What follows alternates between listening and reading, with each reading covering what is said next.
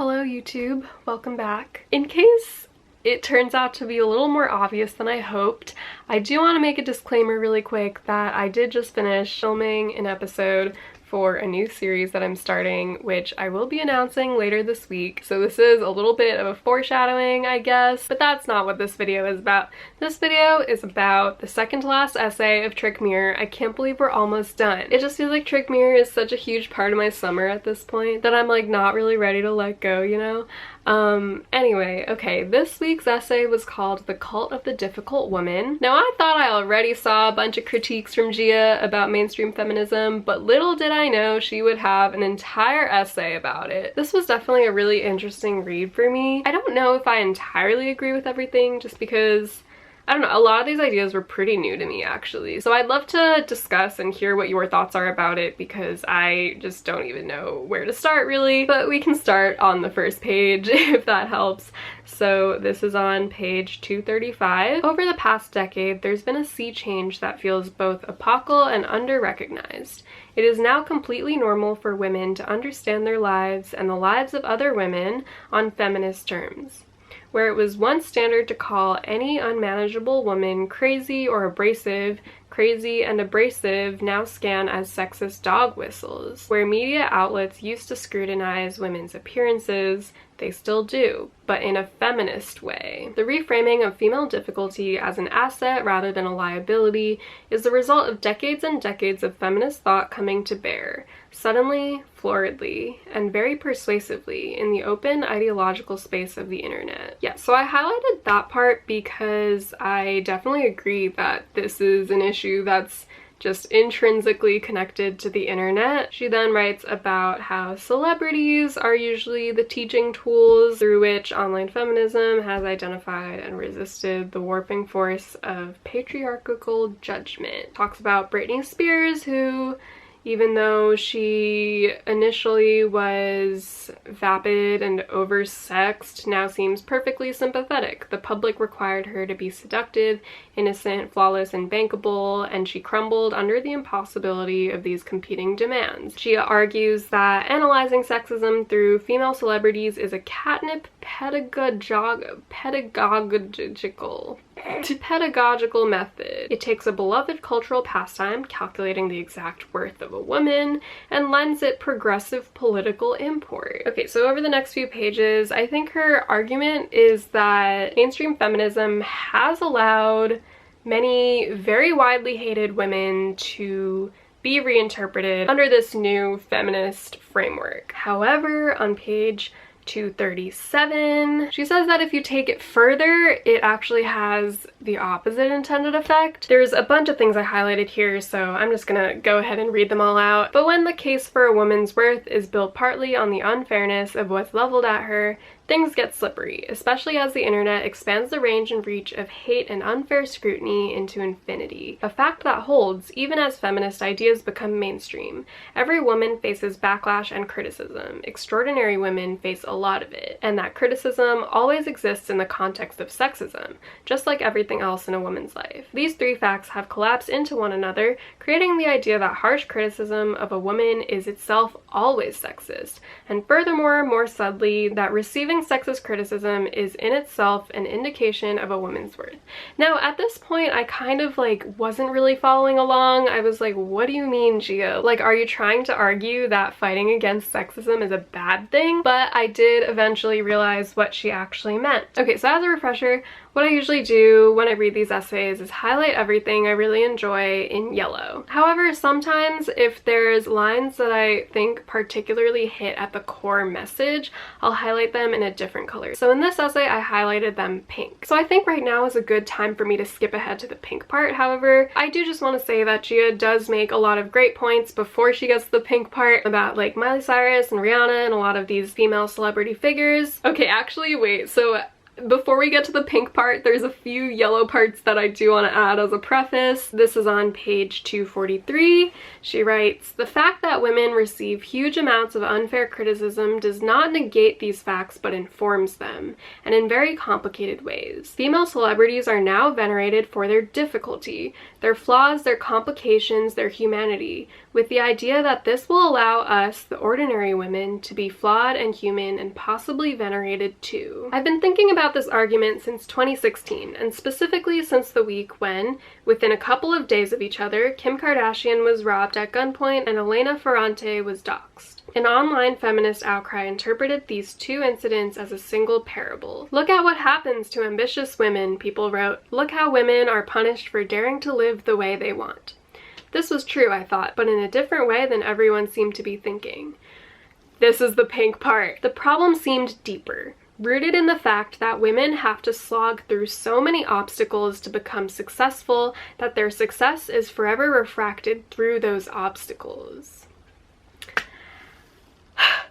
This is when I finally understood what she was trying to say in this essay. It's obviously not a bad thing that we're fighting against sexism finally, but what is bad is that in order to be seen as like a woman, you apparently need to have faced these obstacles and have been public about it, and when you have, all your successes are framed in that context. It's like you can't just achieve something. You have to have achieved something despite the obstacles. Yeah, it's a lot to take in. And before we get to the next pink part, there's another yellow part I wanted to read. Gia cites a writer named Anne Helen Peterson, who claims on page 245 that unruly women have taken on an outsized importance in the American imagination, Peterson writes.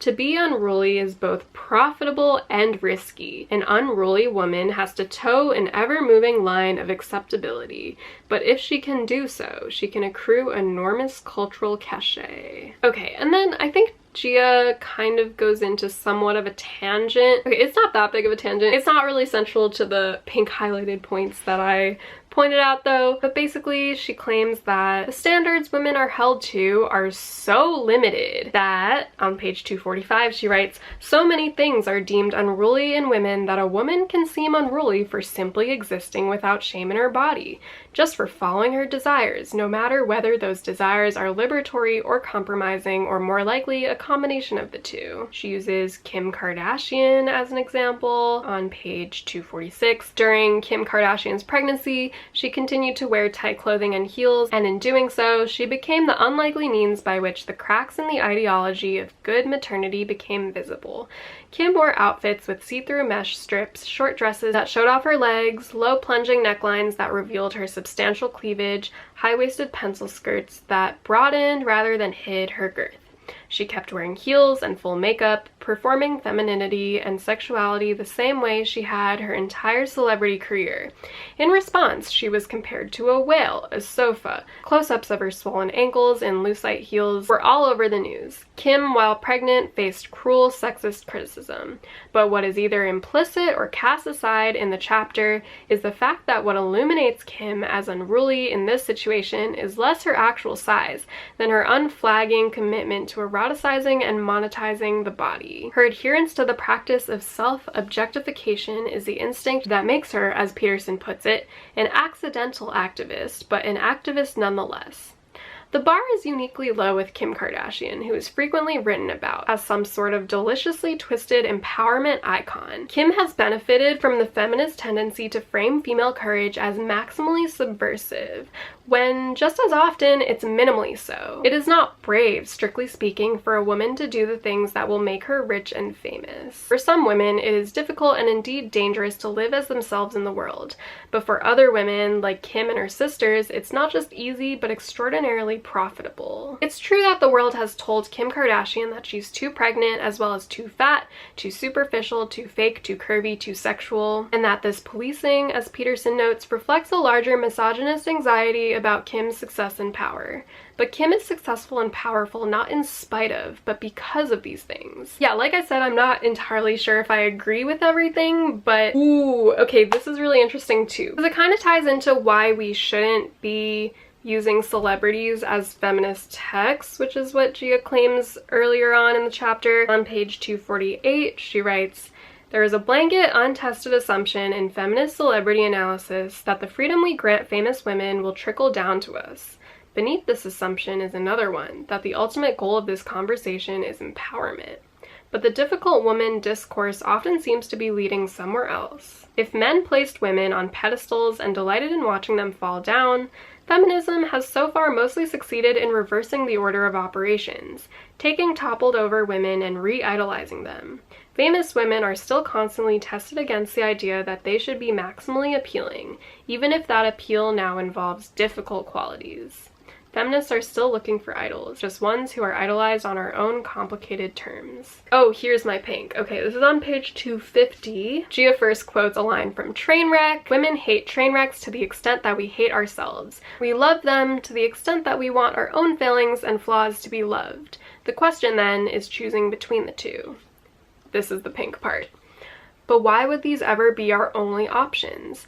The freedom I want is located in a world where we wouldn't need to love women or even monitor our feelings about women as meaningful, in which we wouldn't need to parse the contours of female worth and liberation by paying meticulous personal attention to any of this at all. Mic drop, like...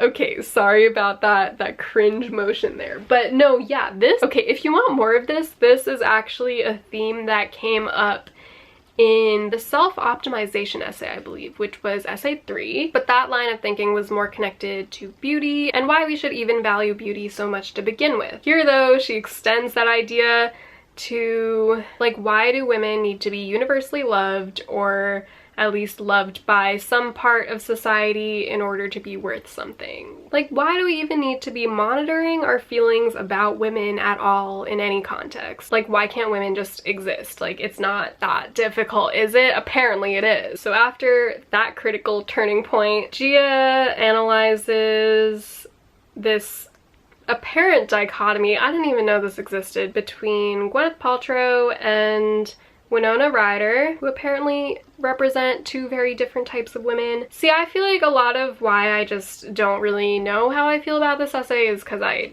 lacked a lot of background about the issues she writes about. Oh, okay, and then, yeah, so towards the end of the essay, she ties this to public perceptions of the Trump women, because she claims that that's where it is most dangerously applied. So on page 253, she writes, "The pattern.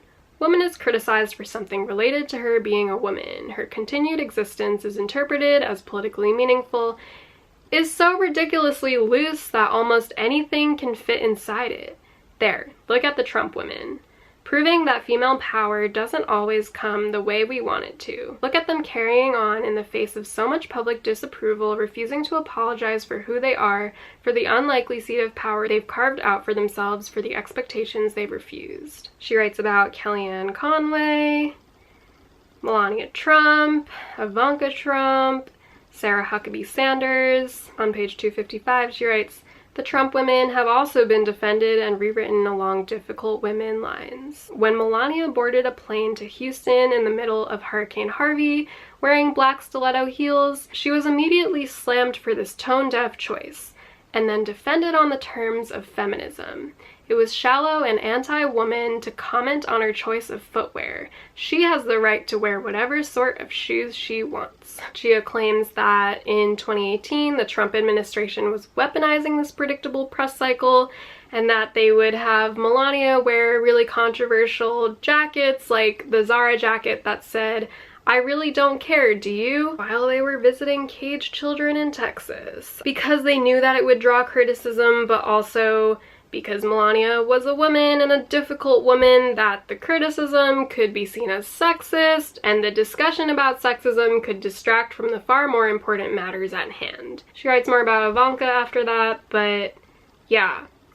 Alright, so those are my main takeaways from this essay. I thought it was super cool, and I would love to hear what you thought about it. And if you get to read next week's essay before Sunday, or actually I don't know if I can upload the next video by Sunday because I'll be pretty busy this week and also next week, but no, it'll definitely be up by next Wednesday, I'm hoping. Let me know what your thoughts are on the next and last essay down below in the comments or in the Goodreads discussion, as always.